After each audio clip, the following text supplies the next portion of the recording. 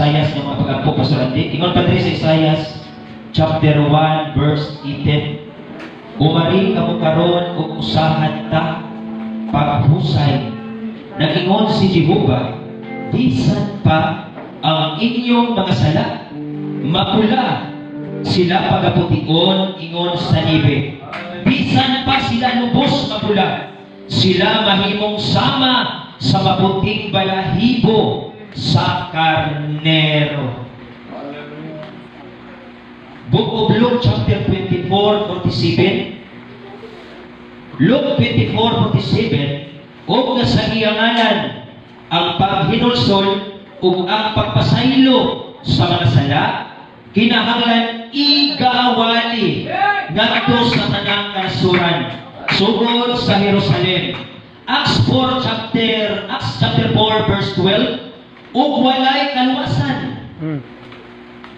Ug walay kaluwasan pinaagi kang bisan kinsa pa nga lain, kay walay bisan unsa pang lain nga ngalan sa silong sa langit nga gikahatag ngadto sa mga tawo nga pinaagi ni ini mamaluwas kita. Praise the Lord, mga pag-apo sa langit. Hallelujah, mag-apo ta. Kanimo na lang sa lipahon nga Dios. Nabasa Lord sa mga taliwala ng ron ang napatalimugan mo mapulong Ginoo. O kini mga pulong na o Dios.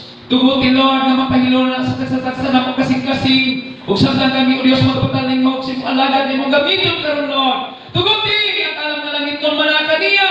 Ug ibutang mong pulong sa nabil na magapanulti siya Lord. Sa walay lipod-lipod.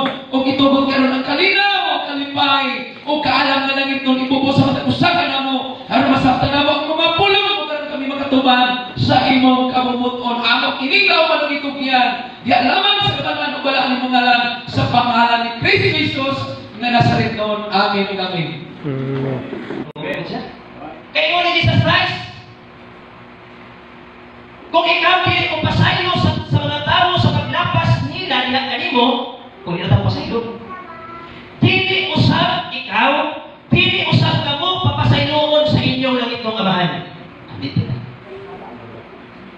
Sabihin mo, pulong na masulti. Kinahanglan ang gugma na uy mo pati babaw.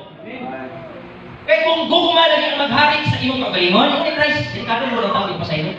Tininawa mo ba sabot na kung ikaw ni Christ, kung dili ka mo upasaylo sa mga tao sila paglapas kaninyo, dili usap ka mo upasayloon. Yan na sa mabilis sa lumang makanumog sila. Upasaylo na lang sila. Forgiveness na lang sila. Kaya ikaw pa niya, kaya ang inyong langit ng Amahan, nakahatag ng ganit kapasayloan kaninyo. Nabaw pa rin sa Diyos, hindi mo hatag pasaylo. Sumuha niyo rin sa kon. Unta, masaktan ko ninyo sa latin na sa patay, member dito. Wala i-MC dito, wala na kalinti dito. Pero ang atong tingha alam. Alam, bulutong sa Diyos. Yung sultanan, alam-alam na. Di namin nila yung makita sa layon-layon. Alam-alam. Na-development ko eh. Oh. Kalawa, basta kayo wala hukay ng sentimeter. Eh, gusto ninyo, sa usakan nyo, tanan tayo yung mga panay. Dili, oy! Muagi pa ng proseso. Oh.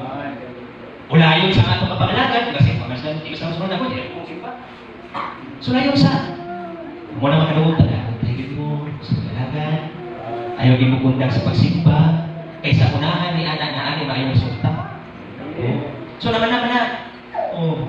Kaya kikitaman, ang isuman sa kataro, ang atong taas ng saman. Remind lang, magaw. Lagay mo sa Ginoo, tama na. Huwag kapag natagpaw niya. Ano na, sige na bakit? Ito, kung ilugay na bitaw nga pabilin ko din sa ikalagay ng sistema, wala na yun. So, panahon na mag-isisyon ka, mo alagan ka sa Diyos, kung mapabilin pa ka sa dalan, nga daw, mataro. Pag mag-isipot ang daw, dili na, mura lang, pero dili na siya mataro. Kaya gusto manggod sa Diyos, sa panahon ni Christ, during Christ time, makita nato nga gusto ni Jesus Christ, tigumon ang mga katawhan. Ano sa inyo ito? Singon pa rin ni Jesus Christ, iyo kung abli diha sa ano? Matthew chapter 23, 37. Kaya ito paglantaw ni Jesus Christ sa iyang mga katribo. O sa inyo, Pastor? O Jerusalem, Jerusalem, nga nagpatay sa mga propita, o nagabato sa mga sinugo na nakanimo, sa makadaghan, ipangandoy ko ang pagtigong punta sa imong mga anak.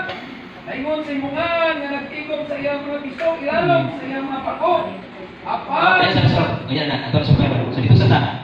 O sa Christ, sa pagkati ni Christ, dili na kayo sa magkausap, dili na sa ikakulong, dili na sa ikapito, nga yun sa ikawalo, hangtod sa ikasya, ginapangandoy ko sa mga daghan. Nabi makadaghan, Pastor? So pag-grabe, kasi, tayo kahit kayo, ipangandoy ni Christ. ipangandoy ko sa makadaghan. Kadaghan higayon o sa pangandoy ni Christ nga matigom ang mga katauhan sa Jerusalem. Yan mo itong kaliwat. Naman ito ang nanugog. O ba ito, isunod pa niya. Hari ito na, pinagdikanan ito. Sa unod, si Jose si Maria. So, ipangandoy ni Christ nga matigom. Mo pa na sa itong panahon ron, si Kapitan Cornelio. Sa diha na nabati niya ang tingog sa Madrunda. O sa layo sa top sa kasing-kasing ni Cornelio. Sa diha na mapag-abot si Pedro. Mga balite.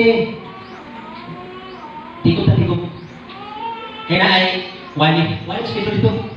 Tigog na tigog. Wali kasi pata. Simbahan mo na itong Diyos.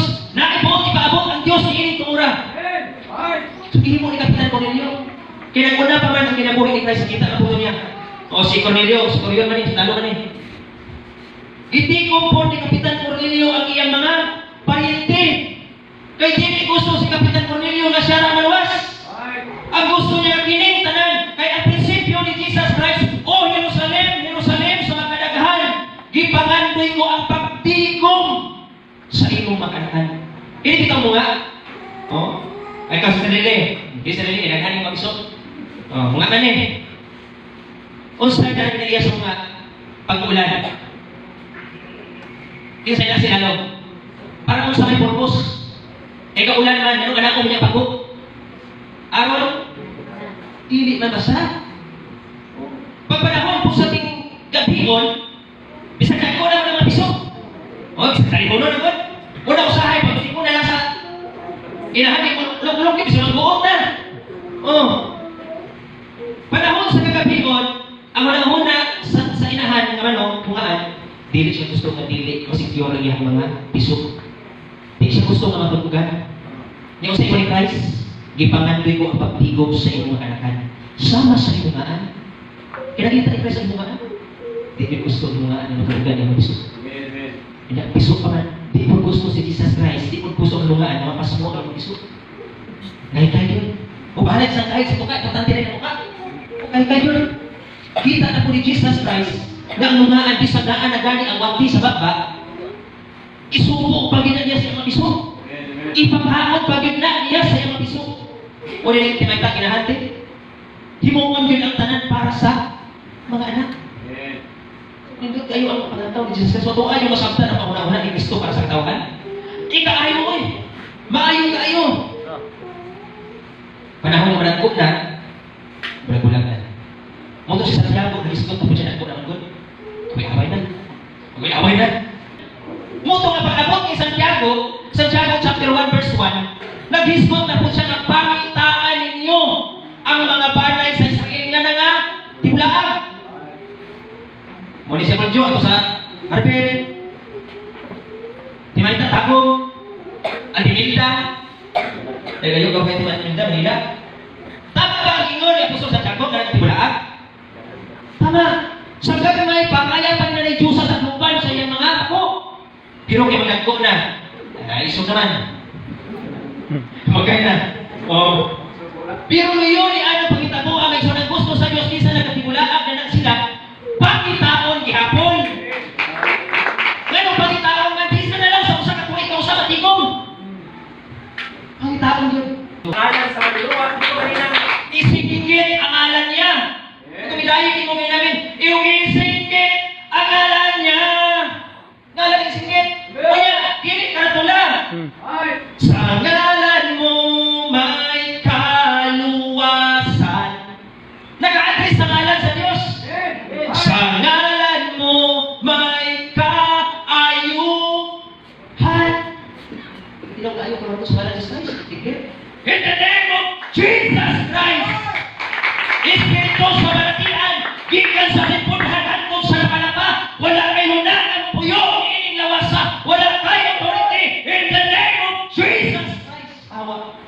sa ngalan niya may kaayuhan. Amen. Ayuhan niya. Unya daghan, luwasan, kaayuhan, kabaguhan. Dili magabago ang karatulang EMC sa tao. Gigamit lang ang EMC, ang mga pastor sa EMC, si Brad Bunbun na nailalong sa EMC, aron mumali sa ngalan sa Diyos. Kung iniwali ka na, wala. Ang ngalan, gigamit lang niya. Kung napag-isgot ang kalawasan niya, sumuli mo kalawas. Ngalain. Sa ngalan ng Jesus Christ. Acts chapter 4, 12. Kabalo mga salit, kalawasan. Hindi na malibog itong una. Ang kalawasan nakuha na ito sa ngalan. Dili kay Pastor Ande. Dili sa ngalan sa simbahan. Dili ninyo makuha ang kalawasan sa inyong igagaw Bradbon. Asa ang kalawasan, Pastor? Acts 4:12. Kung wala'y kalawasan, pinaagi kang bisan kinsa pangalain, nalain kay wala'y bisan unsa panglain nga ngalan sa silong sa langit, lagi karahatag ngadto sa mga tawo. Ihatag na na, wato na na. Maluwas ikaw. O diha ang kalawasan. Dili daghan nga ngalan ang makaluwas. Gisiliyuhan na, gideclare na nga pinaagi ni ining ngalan na adunay kaluwasan, adunay kaayuhan, adunay kabaguhan. Dili ko ang kabag-o sa kong asawa, ang mga kabag-o sa kong asawa, si Jesus. Ang mga kabag-o sa kong amahan, sa kong ginikanan, si Jesus. Muna kang Isaiah sa chapter 1:18. Sa inyo niya? Husay. Asa sa mga husay na kapitan? Sa barangay, dili. Ingon pa din sa book of Isaiah, Propeta Isaiah chapter 1:18. Umari ka mo karon, ug husayon ta, ug usahan ta, paghusay na nagingon si Jehovah, bisan pa ang inyong mga sala nga pula. Bisan pa unsa ka pula ang sala, Brother Nandeng. Bisan pa unsa ka pula ang sala ni Brother Kawil. Bisan unsa pa ka pula ang sala, Brother Willie. Pero tungkol kay ang pulong sa Dios, basta kay kung buot lang ka makighusay sa Dios, kaya kayo na paputigon. Dili na ikaw maglakon mo dahil kay kaputi. Ang ingon sa Dios, umari ka mong tanan, o usahan ta.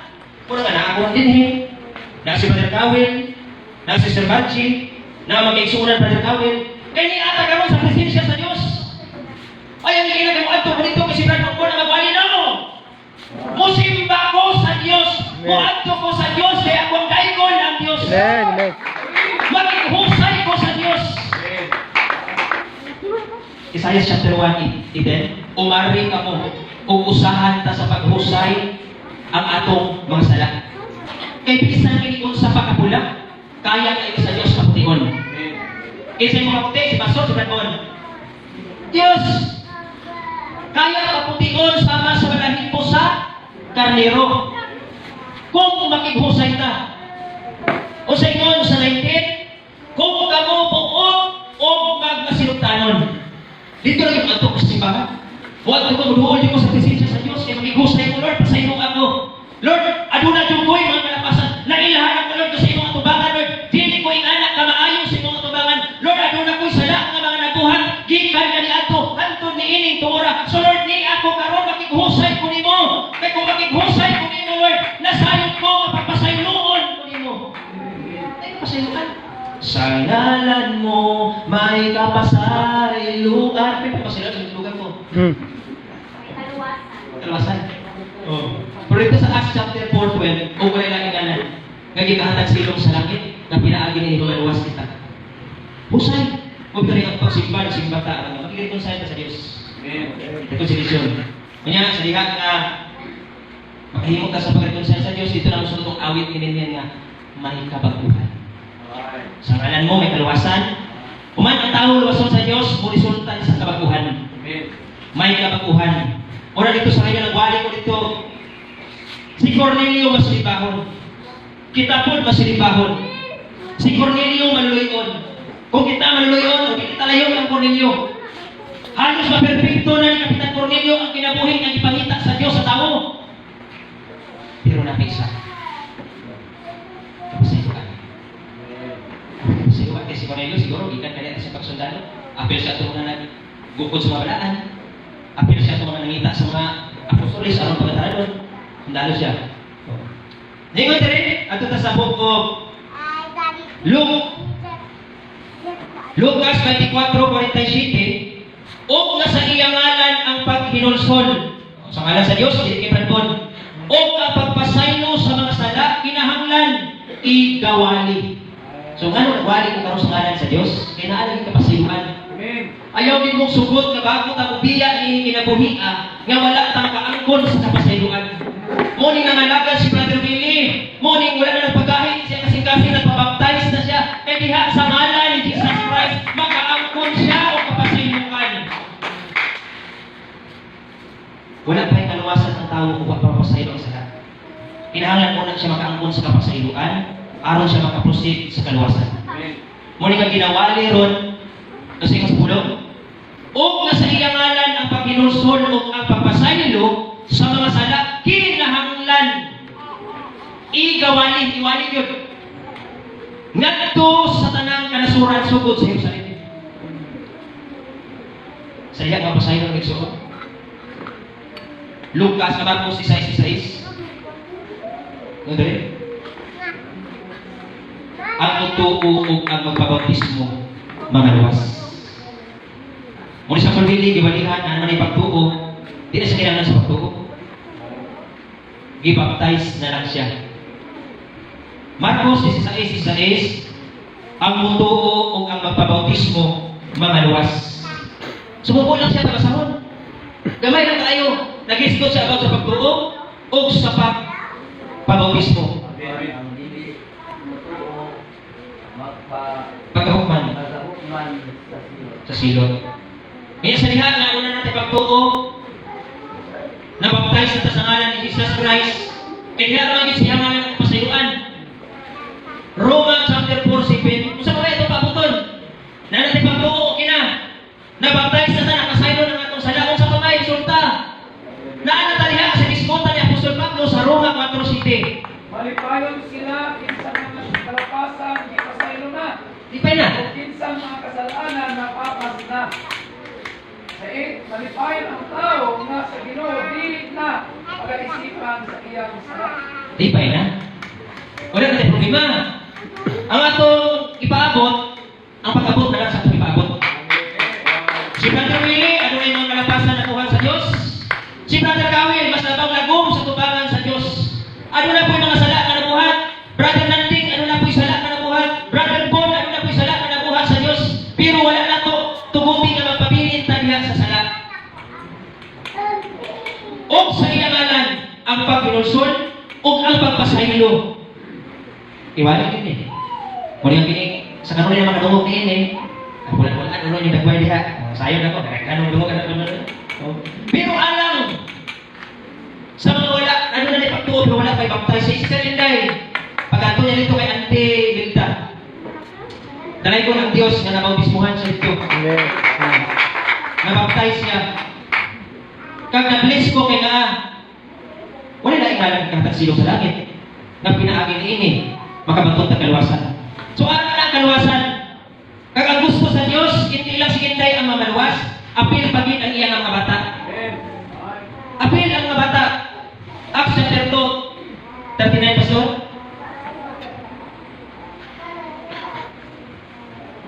Sa 59. 39. Kaya saan alas ninyo Sinungahan ko tubig.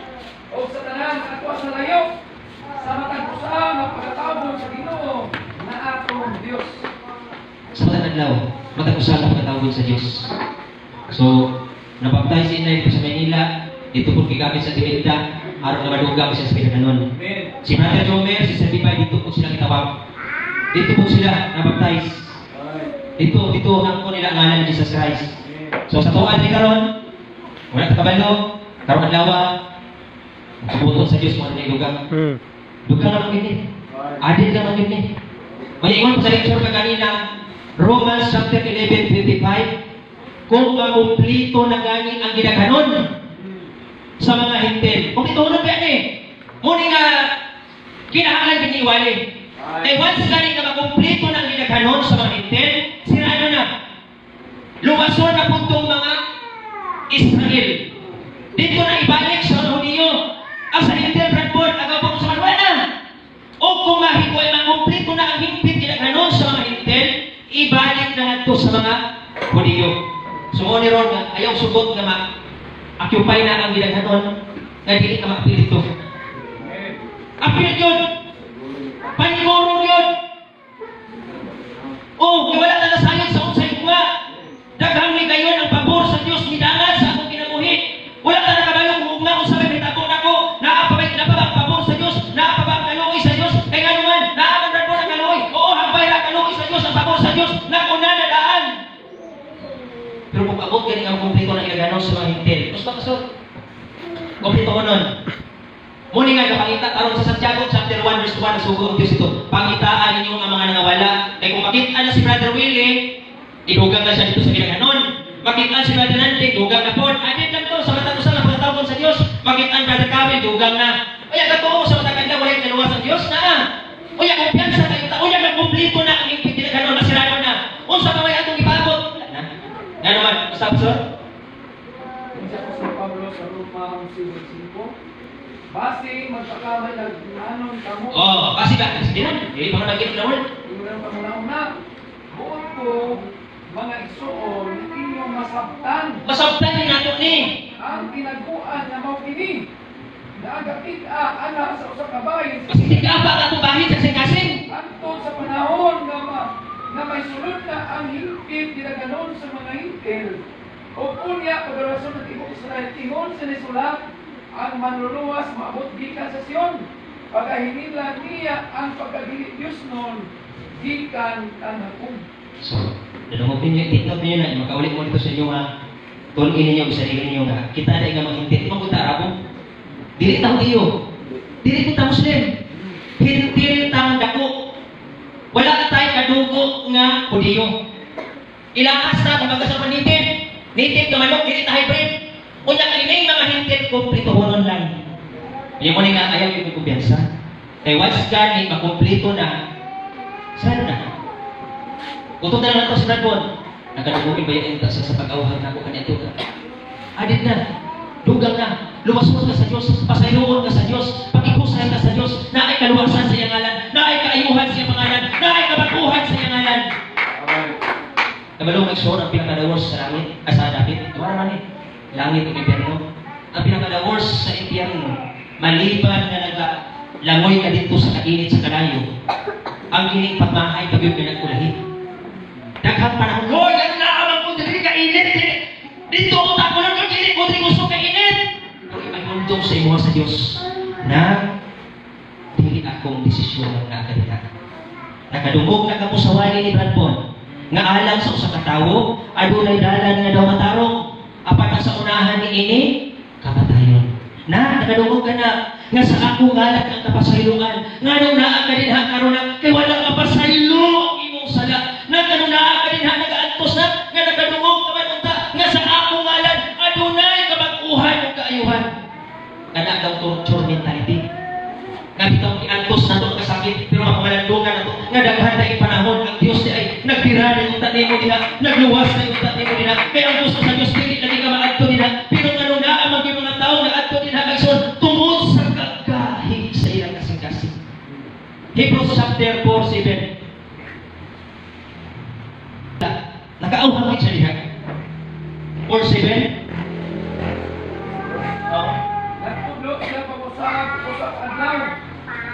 Ang karong adlawa, iya sa iyang pagsulti, pinaagit ang bibig, sa nakalabay na ang dugay panahon. Dugay na. Sa mga pulong na kadugog ninyo sa iyang tingog. Kadungog ta wala. Ayaw ninyo pagaya ang inyong mga kasing-kasing. Ayaw mag-daw. So, yan ang napalila. Ang i-offer sa Diyos kalwasan. Ingon ni David, ingon ni Pablo, karong adlaw, ini kadungog ninyo sa iyang tingog. Ayaw na ninyo paghiha. Kay dili basta-basta ang nagpaabot sa unahan. Ako ang iwalay dito sa kabalite. So ang gusto sa Diyos, takdon lang ginato. Dili nato ipabilin na gahi ang atong mga kasing-kasing. Conclusion?